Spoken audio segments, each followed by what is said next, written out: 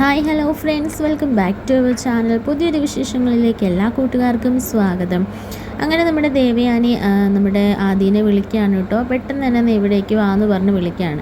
മുത്തശ്ശൻ രാവിലെ മുതൽ ഒന്നും തന്നെ ഭക്ഷണം കഴിച്ചിട്ടില്ല, എത്ര പറഞ്ഞിട്ടും അച്ഛനൊട്ട് കേൾക്കത്തുമില്ല എന്നൊക്കെ ഇങ്ങനെ പറയാണ് കേട്ടോ. ഇത് കേൾക്കുന്ന ആദി വളരെ സങ്കടത്തോട് തന്നെ മുത്തശ്ശൻ എന്താ ഇങ്ങനെ തുടങ്ങുന്നത്, മരുന്നൊക്കെ കഴിക്കേണ്ടതല്ലേ എന്നൊക്കെ പറഞ്ഞിട്ട് ആദിയും ദേവയാനിയും കൂടെ മുത്തശ്ശൻ്റെ റൂമിലേക്ക് പോവുകയാണേ. അതേ സമയത്ത് ആദ്യം ചെന്ന് ചോദിക്കുന്നുണ്ട്, എന്താ മുത്തശ്ശ, എന്താ ഈ കാണിക്കുന്നതൊക്കെ? വേണ്ട, എന്നോട് ആരും വിടണ്ട, എനിക്ക് ആരോടും വിടാൻ താല്പര്യവുമില്ല. ഇവിടെ ഓരോരുത്തർ കാണിച്ചു കൂട്ടുന്ന കണ്ടിട്ട് എനിക്ക് കഴിക്കാനല്ല, ഇവിടെ നിന്ന് ഇറങ്ങി പോകാൻ എനിക്ക് തോന്നുന്നത് എന്നൊക്കെ ഇങ്ങനെ പറയാൻ കേട്ടോ. അതിന് മാത്രം ഇവിടെ എന്ത് സംഭവമാണ് ഉണ്ടായ മുത്തശ്ശ, എന്താ പറ്റുക എന്നൊക്കെ ഇങ്ങനെ ചോദിക്കുകയാണ്. അങ്ങനെ ആദ്യം ദേവയാനി ഇവിടെ പരസ്പരം നോക്കുകയാണ്. ഇതേ സമയത്ത് മുത്തശ്ശൻ പറയുന്നുണ്ട്, എന്താ ഇവിടെ സംഭവിച്ചതെന്ന് ഞാൻ നിങ്ങൾക്ക് പ്രത്യേകിച്ച് പറഞ്ഞു തരണോ? നയനമോളോട് നിങ്ങളൊക്കെ കാണിക്കുന്നത് കണ്ടിട്ട് എനിക്ക് എന്താ ചെയ്യേണ്ടതെന്ന് പോലും എനിക്കറിയില്ല. നയന വന്ന് മുത്തശ്ശനോട് ഓരോ കാര്യങ്ങൾ പറഞ്ഞു കാണും. അല്ല, അവൾ ഒരു കാര്യവും എന്നോട് പറയാൻ വന്നിട്ടില്ല, ആരുടെ ഭക്ഷണം പിടിക്കാനും വന്നിട്ടില്ല. അവൾ ഒരു തെറ്റേ ചെയ്തുള്ളൂ. അവളുടെ നേർക്ക് ആത്മഹത്യാ ഭീഷണി മുഴക്കിയപ്പോൾ അവൾ സത്യങ്ങൾ മറച്ചു വെച്ചു, അതുമാത്രമേ അവൾ ചെയ്തിട്ടുള്ളൂ. പക്ഷേ അതിൻ്റെ പേരിൽ അവളെ ഇട്ടിങ്ങനെ വേദനിപ്പിക്കുന്നത് അത്ര നല്ലതല്ല. ഞാൻ കൈ പിടിച്ച് കൂട്ടിക്കൊണ്ട് വന്ന കുട്ടീനെ ഇവിടെ ഇട്ട് കഷ്ടപ്പെടുത്തുന്നത് എനിക്കാണ് അപമാനം, എനിക്കാണ് സങ്കടം. അതുകൊണ്ട് തന്നെ ഞാനൊന്നും പറയാൻ പറ്റില്ല എന്നൊക്കെ പറഞ്ഞിട്ട് മുത്തശ്ശൻ ആകെ കലിപ്പിലാണ് കേട്ടോ. മുത്തശ്ശൻ അതൊക്കെ നമുക്ക് പരിഹാരം ഉണ്ടാക്കാം, മുത്തശ്ശൻ അതൊന്നും ഓർക്കണ്ട, എല്ലാം അതിൻ്റെ വഴിക്ക് നടന്നല്ലോ. മുത്തശ്ശൻ ഈ ആഹാരം ഒന്ന് കഴിക്കുക, ആഹാരം കഴിക്കാതെ മരുന്ന് കഴിക്കാൻ പറ്റുമോ? മരുന്ന് കഴിക്കാതെ അസുഖം കുറയുമോ മുത്തശ്ശ? ഇപ്പം തന്നെ അത്യാവശ്യം സീരിയസ് ആയിട്ട് നിൽക്കുന്ന സമയം അതൊന്നും മുത്തശ്ശൻ അറിയില്ലാഞ്ഞിട്ടാ എന്നൊക്കെ ഇങ്ങനെ ചോദിക്കാൻ കേട്ടോ.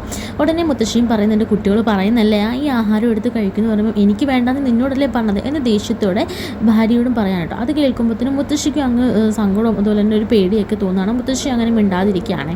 ഇതേ സമയത്ത് നമ്മുടെ നയനയെ കുറിച്ച് കുറേ കാര്യങ്ങൾ അങ്ങനെ മുത്തശ്ശനും പറയുന്നൊക്കെ ഉണ്ട്. അങ്ങനെ പിന്നെ അവിടെ നിന്ന് നമ്മുടെ ദേവയാനിയും ആദ്യം കൂടെ പോവുകയാണ്. ഇതേ സമയത്ത് നമ്മുടെ റൂമിൽ ഇങ്ങനെ നയന ഒന്നും മിണ്ടാതെ ഇങ്ങനെ എന്തൊക്കെയോ ചിന്തിച്ച് കൂട്ടി ഇങ്ങനെ ഇരിക്കുകയാണ് കേട്ടോ. അപ്പോൾ ആദ്യം അവിടേക്ക് വന്നതുപോലും നമ്മുടെ നയന അറിഞ്ഞിട്ടുണ്ടാവില്ല. പെട്ടെന്ന് ചുമയ്ക്കുന്ന പോലെ കാണിക്കുമ്പോൾ പെട്ടെന്ന് നയന അവിടെ നിന്ന് എണീക്കുകയാണ് കേട്ടോ. എന്നിട്ട് നയന പറയുന്നുണ്ട്, ഞാൻ നിങ്ങളെ വിളിച്ചിരുന്നു എന്നൊക്കെ ഇങ്ങനെ പറയാണ്. ഉടനെ എനിക്കറിയാം, അത് പിന്നെ ഞാൻ വേറൊരു ആവശ്യത്തിനും വിളിച്ചല്ല, നിങ്ങളെ വിളിച്ച് ശല്യപ്പെടുത്തണമെന്ന് ഓർത്തതല്ല. മുത്തശ്ശൻ്റെ മരുന്നുകളൊക്കെ തീർന്നിരുന്നു, അത് പറയാൻ വേണ്ടിയിട്ടാണ് ഞാൻ പിന്നെയും ട്രൈ ചെയ്തത്. അത് പിന്നെ നിൻ്റെ നമ്പർ ഞാൻ ബ്ലോക്ക് ചെയ്ത് വെച്ചതൊന്നുമല്ല, ഞാൻ അർജൻറ്റ് ഒരു മീറ്റിങ്ങിലായിരുന്നു. അപ്പോൾ നീ പിന്നെയും കോൾ വന്നുകൊണ്ടിരുന്നത് കൊണ്ട് അവർക്കൊരു ശല്യമാവണ്ടല്ലോ എന്ന് കരുതി ഞാൻ ബ്ലോക്ക് ചെയ്ത. അത് കഴിഞ്ഞിട്ട് ഞാൻ ബ്ലോക്ക് മാറ്റുകയും ചെയ്തു എന്നൊക്കെ പറയാനുണ്ട്. അപ്പോൾ ഇതേ വിഷയം തന്നെ പറഞ്ഞിട്ടായിരുന്നു മുത്തശ്ശനും ഉടക്കമുണ്ടാക്കിയത്. അങ്ങനെ പിന്നെ എന്നിട്ട് നയന പറയുന്നുണ്ട്, എനിക്കറിയാം എല്ലാവർക്കും എന്നോട് ദേഷ്യമാണെന്ന് എനിക്കറിയാം, ഞാൻ ഒന്നിനും ആരോടും നിൽക്കുന്നില്ല. ഞാൻ പറഞ്ഞല്ലോ, ഞാൻ ഈ ഒരു മൂലയ്ക്ക് ഒതുങ്ങി കൂടിക്കളാന്ന്. പക്ഷേ ചില കാര്യങ്ങൾ എനിക്ക് സംസാരിക്കാതിരിക്കാൻ പറ്റില്ലല്ലോ, അതുകൊണ്ട് ഞാൻ വിളിച്ചു എന്നേ ഉള്ളൂ. ഇനി ഞാൻ നിങ്ങളെ ആരെയും ബുദ്ധിമുട്ടിപ്പിക്കില്ല, എൻ്റെ ഭാഗത്തെ തെറ്റ് എനിക്ക് നന്നായിട്ടറിയാം, എല്ലാവരോടും കള്ളം പറഞ്ഞവളാണല്ലോ ഞാൻ എന്നൊക്കെ ഇങ്ങനെ പറയാൻ കേട്ടോ. അപ്പോൾ ആദർശമൊന്നും മിണ്ടാതെ അങ്ങനെ നിൽക്കുകയാണേ. എന്നിട്ട് പറയുന്നുണ്ട്, എത്ര ദേഷ്യം ഉണ്ടെങ്കിലും അത് നിങ്ങളിങ്ങനെ പുറത്ത് പ്രകടിപ്പിക്കരുത്, അത് ഇവിടെയുള്ള മറ്റുള്ള പലർക്കും അതൊക്കെ ഒരു അരോചകമായിട്ട് തോന്നും, അതുകൊണ്ട് കുറച്ചൊക്കെ നിങ്ങളൊന്ന് ഇതാക്ക് എന്നൊക്കെ ഇങ്ങനെ പറയാൻ കേട്ടോ. ഇതൊക്കെ കേൾക്കുന്ന ആദ്യം മിണ്ടാതെ ഇങ്ങനെ നിന്ന് കേൾക്കുകയാണ്. എന്നിട്ട് നയന പറയുന്ന ഓരോ കാര്യങ്ങളും ആദ്യക്ക് ചെറുതായിട്ട് വിഷമമൊക്കെ പറഞ്ഞിട്ടുണ്ടെങ്കിലും ഇതൊന്നും പുറത്ത് കാണിക്കുന്നില്ല കേട്ടോ. എന്നിട്ട് നയന പറയുന്നുണ്ട്, ഞാൻ ഭക്ഷണം എടുത്ത് വെക്കട്ടെ എന്ന് ചോദിക്കുമ്പോൾ വേണ്ട, എനിക്ക് ഭക്ഷണമൊന്നും വേണ്ട എന്ന് പറഞ്ഞിട്ട് അങ്ങനെ കലിപ്പിൽ ഇറങ്ങി പോവുകയാണ് കേട്ടോ. എന്നിട്ട് ആദ്യം നയനോട് പറയാണ്, നീ ഓരോന്ന് പറഞ്ഞു കൊടുത്തിട്ടായിരിക്കും. മുത്തശ്ശൻ അതും ഇതൊക്കെ പറഞ്ഞു, മുത്തശ്ശൻ ആഹാരം പോലും കഴിച്ചില്ല. ആഹാരം കഴിച്ചില്ല എന്നോ? മുത്തശ്ശന് ഞാൻ ആഹാരവും മരുന്നും എല്ലാം കൊണ്ടു കൊടുത്താണല്ലോ, എന്നിട്ട് എന്നോട് കഴിച്ചോളാം മോള് പൊയ്ക്കോ എന്ന് പറഞ്ഞാണല്ലോ, പിന്നെന്താ ആഹാരം കഴിക്കാതെ? ഞാനൊന്ന് പോട്ടെ. പിന്നെ അമ്മയും അതുപോലെ തന്നെ ഞാനും പറഞ്ഞിട്ട് കേൾക്കാത്ത കാര്യം ഇനി നീ പറഞ്ഞിട്ട് കേൾക്കാൻ പോകുന്നത്, സ്വന്തം ഭാര്യ പോലും പറഞ്ഞിട്ട് കേൾക്കാത്ത കാര്യം ഇനി നീ പറഞ്ഞിട്ട് കേൾക്കാൻ പോകുന്നത്, നീ അങ്ങോട്ട് ചെല്ല് എന്ന് പറഞ്ഞിട്ടോ, അല്ലെങ്കിൽ സോപ്പിട്ട് മയക്കാൻ നീ മിടുക്കിയാണല്ലോ എന്ന് പറഞ്ഞിട്ട് അങ്ങനെ നയനനെ ഒന്ന് കളിയാക്കി വിടുകയാണ് കേട്ടോ. നയന അങ്ങനെ ചെന്നിട്ട് മുത്തശ്ശാന്ന് വിളിക്കുകയാണ്. പെട്ടെന്ന് തന്നെ നമ്മുടെ മുത്തശ്ശനൊന്ന് തണുക്കുകയാണ് കേട്ടോ. എന്താ നയന മോളെ? മുത്തശ്ശൻ എന്നോട് കള്ളം പറയാനല്ലേ? ഈ നയനനെ പോലെ തന്നെ മുത്തശ്ശനും കള്ളം പറയാൻ തുടങ്ങിയോ? മുത്തശ്ശൻ എന്നോട് ആഹാരം കഴിച്ചോളാന്ന് പറഞ്ഞിട്ടോ, മുത്തശ്ശൻ എന്താ കഴിക്കാത്ത? എന്താ മരുന്ന് കഴിക്കാത്ത? മുത്തശ്ശൻ ആരോടായി സമരം ചെയ്തത്? മുത്തശ്ശൻ തന്നെ ഒന്ന് ഓർത്തു നോക്കിയേ എന്നൊക്കെ പറയുകയാണ് കേട്ടോ. ആ സമയത്ത് നമ്മുടെ ആദ്യം അവിടെ നയന എന്താണ് പറയുന്നത് എന്നൊക്കെ കേൾക്കാൻ വേണ്ടി വാതിലിനരികെ വന്നിങ്ങനെ ഒളിഞ്ഞു നിൽക്കുകയായിരിക്കുമേ. ഉടനെ നമ്മുടെ നയന പറയുന്നുണ്ട്, മുത്തശ്ശന് ഞാൻ ഒരു കള്ളം പറഞ്ഞപ്പോൾ മുത്തശ്ശൻ എന്തുമാത്രം വേദനിച്ചു. മുത്തശ്ശനും ആദ്യം ഒരു സമയത്ത് ദേഷ്യമൊക്കെ തോന്നില്ലേ? അപ്പോൾ മുത്തശ്ശൻ്റെ മകളെപ്പോലല്ലേ ഞാൻ. അപ്പോൾ സ്വന്തം ഭാര്യ ഒരു ഭർത്താവിനോട് ഒരു സത്യം മൂടി വെക്കുമ്പോൾ ഒരു കള്ളം പറയുമ്പോഴത്തേക്കിനും അവർക്ക് എന്തുമാത്രം വിഷമം ഉണ്ടാവും. അത് തന്നെ ആദ്യമായിട്ട് ഉണ്ടായിട്ടുള്ളൂ. അല്ലാതെ ആദ്യമായിട്ട് ഒന്നും തന്നെ ചെയ്തിട്ടില്ല. അതൊക്കെ മാറിക്കൊള്ളും. പെട്ടെന്ന് കേട്ടൻ്റെ ആ ഒരു സങ്കടവും ദേഷ്യമൊക്കെ എന്നോട് കാണിക്കുന്നത്, അല്ലാതെ എന്നോട് ഒരു സ്നേഹക്കുറവില്ല. ആദ്യേട്ടനെ മുത്തശ്ശൻ അറിയത്തില്ലേ? മുത്തശ്ശൻ തന്നെ ഒന്ന് ഓർത്ത് നോക്ക്. മുത്തശ്ശനും മുത്തശ്ശിക്കൊക്കെ എന്തുമാത്രം സങ്കടം ഉണ്ടായി ഈ ഒരു കള്ളമാണെന്ന് മനസ്സിലാക്കിയപ്പോൾ. അതേ വിഷമം തന്നെയല്ലേ അവരുടെ ഉള്ളിൽ ഉണ്ടാവുള്ളൂ. മുത്തശ്ശന് എന്തുമാത്രം ദേഷ്യം ഉണ്ടായി ആദ്യേട്ടൻ മുത്തശ്ശൻ പറഞ്ഞ കാര്യങ്ങൾ കേൾക്കാതെ വരുമ്പോൾ. അപ്പോൾ ആ ഒരു വീറും വാശിയും മുത്തശ്ശൻ്റെ കൊച്ചുമോനായ ആദ്യേട്ടൻ ഇല്ലാതിരിക്കുമോ?